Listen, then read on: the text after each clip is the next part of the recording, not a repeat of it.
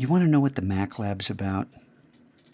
It's about coming through, living up to your word, doing things you never expected to do, and doing them better than you ever imagined you could. And I'm used to, at the beginning of the year, having kids not quite understand this. So I'm going to share the story of Alex. This is Alex. And Alex didn't know he was going to put on this garb. On Friday, Alex had told me he had arranged for a model for this shoot because we had been commissioned by the school to make a poster for our API score. We used to do star testing and shoot for a particular score on the test, even though research says that's counterproductive. But you know how it works in here. We try to satisfy our clients. So I show up at first light, and Alex shows up about 20 minutes later, alone.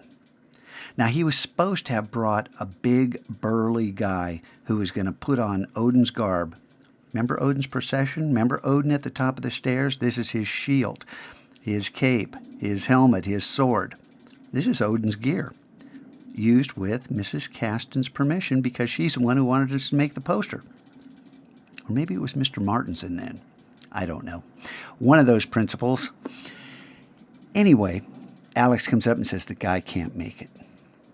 And I said, well, congratulations. What do you mean? You're the model. And Alex is kind of a skinny guy. See his arm? He's not that big.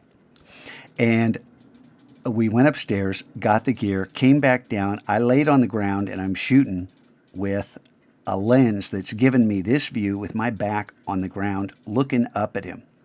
And I'm screaming at him. Come on, man, yell, yell. And, finally he gets mad at me. And this is what he does. And it was perfect, perfect. Here's the entire poster. So you can see they're kind of like movie posters. And I should put this on the best work page. I don't think it's sitting there on the work page. So you can take a closer look at this. Yeah, he dropped in the sky and the numbers and did some sparkles on the horns and did all kinds of cool stuff. This is what we can do if you listen to me. And I want to tell you, if it takes getting you mad at me to get you to listen to me, I'll do it. Because I don't really care about the short-term game. I'm interested in the long-term game.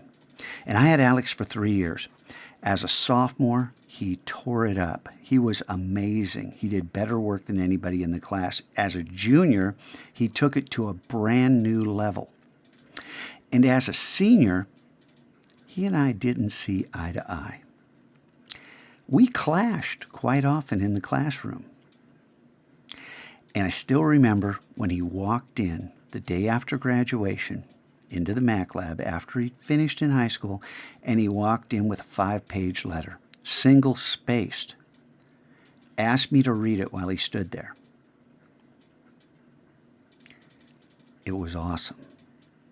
It was awesome. And this kid went on, got his degree, and worked, got his dream to come true. He wanted to work in the gaming industry, and he worked on the latest Call of Duty franchise. This is Alex. And this is a moment that he didn't want to have happen. But we worked together, and it took some yelling, but it worked. Now, speaking about yelling, I'm not going to be yelling here. And there's a reason that I took that photo and distorted it like this, because this is going to play in to a lesson coming up, to something I want you guys to learn. And it has to do with this backstory. Now, remember yesterday, I know it was a long time ago, we had this video and I pointed at these 3 quests because I really wanted you guys to understand this and understand about honesty and integrity and doing the right thing. And you know what happened? All day long, at the end of every period, I saw people claim the bell to bell when they didn't earn it.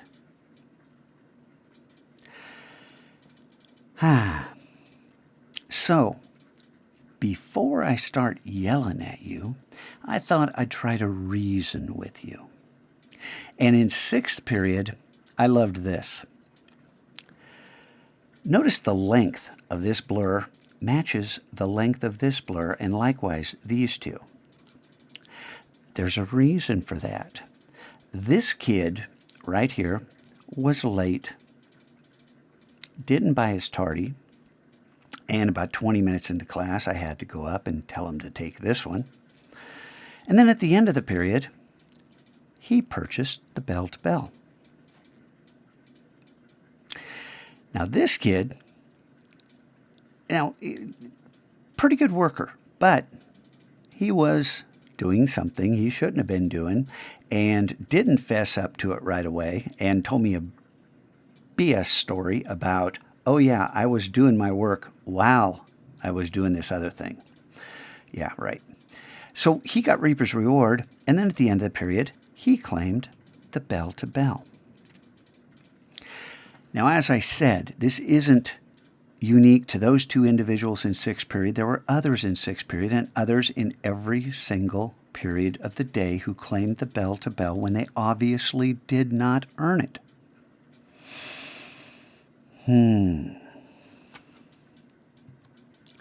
Remember how I got Alex to make this face? What did I have to do? I was screaming at him, laying on my back on the ground. Yell, come on, yell, get into it. And he did it. I really don't want to scream at you guys. But if you are incapable of self-assessing honestly, we're going to have a conflict. I want you to think about this, and I want you to think long and hard about it, and I want you to live up to your end of the deal. Do you understand? All right. Last thing I want to point out, I didn't see many people working on the Banned Books Week project. The buttons, with your skill levels right now as a beginner, I'm telling you, the buttons are easier to accomplish than the posters.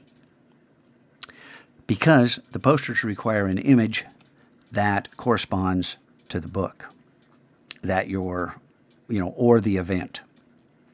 So you think about it, you do what you want. Just remember, the fall concert's over. The skill sets in that quest are ones I want you to have.